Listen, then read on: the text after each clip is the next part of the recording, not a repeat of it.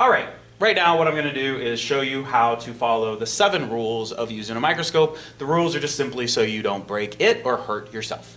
All right, rule number 1, when you are getting out one of the microscopes, whether it is from this cabinet or wherever you get it from, you always carry it with 2 hands. One hand underneath and one hand on the neck.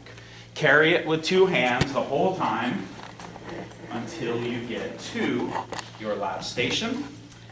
You don't have to do this right away, but what I do recommend you do is to plug it in and make sure that your electricity at your lab bench is working, because sometimes it's not. So plug it in, and turn it on, yes. All right, the other thing is I actually followed rule number 2 with where I placed it. You don't ever want the microscope to be on the very edge, because really the only way this is ever going to break is if it falls on the ground. So keep it back. The general rule of thumb is make sure it's 1 hand width away from the edge. It doesn't have to be perfect, just make sure it's not right on the edge. Number 3, shouldn't be that hard to understand, never tilt. Though that's not normally what students do. What students do a lot when they do tilt it is they tend to do this and then kind of like pull it towards them. I'm not really sure why. The biggest reason, beyond just the risk of breaking it, is you risk moving the slide. And so you want the slide to not move. All right, so you have 3 objectives. On a microscope, they're not technically called lenses. Feel free to call them lenses, but you should know the name is an objective. So this is the small, 40x. This is the medium, 100x. And this is the large, 400x.